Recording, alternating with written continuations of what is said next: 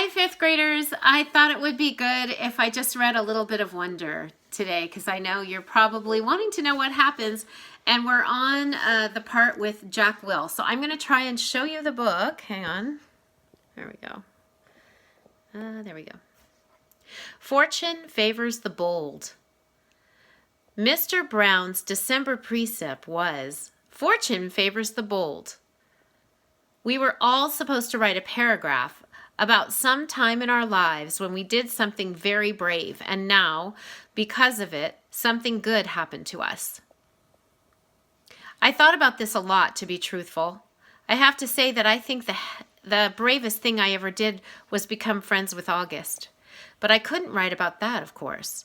I was afraid we'd have to read these out loud, or Mr. Brown would put them up on the bulletin board like he does sometimes. So instead, I wrote this lame thing about how I used to be afraid of the ocean when I was little. It was dumb, but I couldn't think of anything else. I wonder what August wrote about. He probably had a lot of things to choose from. Private school. My parents are not rich. I say this because people sometimes think that everyone who goes to a private school is rich, but that isn't true with us. Dad's a teacher and Mom's a social worker, which means they don't have those kinds of jobs where people make gazillions of dollars.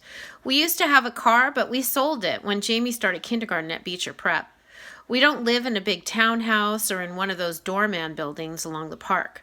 We live on the top floor of a 5-story walk-up we rent from an old lady named Doña Petra, all the way on the other side of Broadway. That's code for the section of North River Heights where people don't want to park their cars.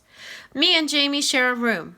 I overhear my parents talk about things like, can we do without an air conditioner one more year? Or maybe I can work 2 jobs this summer. So today at recess, I was hanging out with Julian and Henry and Miles. Julian, who everybody knows is rich, was like, I hate that I have to go back to Paris this Christmas. It's so boring. Dude, but it's like Paris, I said like an idiot. Believe me, it's so boring, he said. My grandmother lives in this house in the middle of nowhere. It's like an hour away from Paris in this tiny, tiny, tiny village. I swear to God, nothing happens here. I mean, it's like, oh, wow, there's like another fly on the wall. Look, there's a new dog sleeping on the sidewalk. Yippee! I laughed. Sometimes Julian could be very funny. Though my parents are talking about throwing a big party this year instead of going to Paris. I hope so. What are you doing over break? Said Julian. Just hanging out, I said. You're so lucky, he said. I hope it snows again, I answered. I got this new sled that is so amazing. I was about to tell them about lightning, but Miles started talking first. I got a new sled too, he said. My dad got it from Hammacher Schlemmer. It's so state-of-the-art. How could a sled be state-of-the-art? Asked Julian. It was like $800 or something. Whoa. We should all go sledding and have a race down Skeleton's Hill, I said. That hill is so lame, answered Julian. Are you kidding? I said. Some kid broke his neck there. That's why they call it Skeleton Hill. Julian narrowed his eyes and looked at me like I was the biggest moron in the world.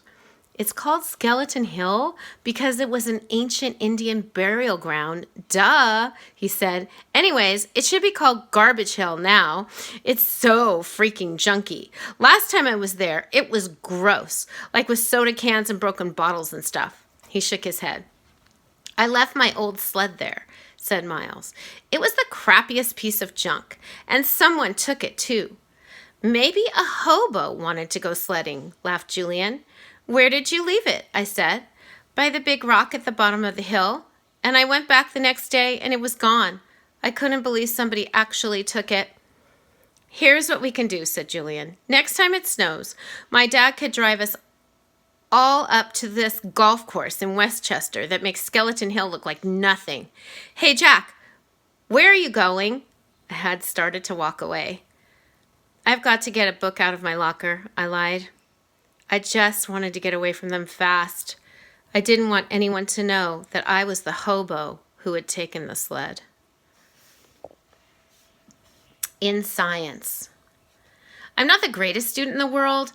I know some kids actually like school, but I honestly can't say I do. I like some parts of school, like PE and computer class, and lunch and recess. But all in all, I'd be fine without school. And the thing I hate most about school is all the homework we get. It's not enough that we have to sit through class after class and try to stay awake while they fill our heads with all this stuff we will probably never need to know. Like how to figure out the surface area of a cube, or what the difference is between kinetic and potential energy. I'm like, who cares? I've never ever heard my parents say the word kinetic in my entire life. I hate science the most of all my classes. We get so much work, it's not even funny. And the teacher, Ms. Rubin, is strict about everything, even the way we write our headings at the top of our papers. I once got 2 points off a homework assignment because I didn't put the date on top. Crazy stuff. When me and August were still friends, I was doing okay in science because August sat next to me and always let me copy his notes. August has the neatest handwriting of anybody I've ever seen who's a boy. Even his script is neat, up and down perfectly, with really small, round, loopy letters. But now that we're ex-friends, it's bad, because I can't ask him to let me copy his notes anymore. So I was kind of scrambling today, trying to take notes about what Mrs. Rubin was saying. My handwriting is awful. When all of a sudden she started talking about the 5th grade science fair project and how we had to choose a science project to work on. While she was saying this, I was thinking, we just finished the freaking Egypt project. Now we have to start a whole new thing. And then in my head, I was going, oh no, like that kid in Home Alone with his mouth hanging open and his hands on his face. That was the face I was making on the inside. And then I thought of those pictures of melting ghost faces I've seen somewhere where the mouths are open wide and they're screaming. And all of a sudden this picture flew into my head, this memory, and I knew what Summer had meant by bleeding scream. It's so weird how it all just came to me in this flash. Someone in homeroom had dressed up in a bleeding scream costume on Halloween. I remember seeing him again. I remember seeing him a few desks away from me, and then I remember not seeing him again. Oh man, it was August. All of this hit me in science class while the teacher was talking. Oh man. I'd been talking to Julian about August. Oh man, now I understood. I was so mean. I don't even know why. I'm not even sure what I said, but it was bad. It was only a minute or two. It's just that I knew Julian and everybody thought I was so weird for hanging out with August all the time, and I felt stupid. And I don't know why I said that stuff. I just was going along. Oh, I was stupid. I am stupid. Oh, God. He was supposed to come as Boba Fett.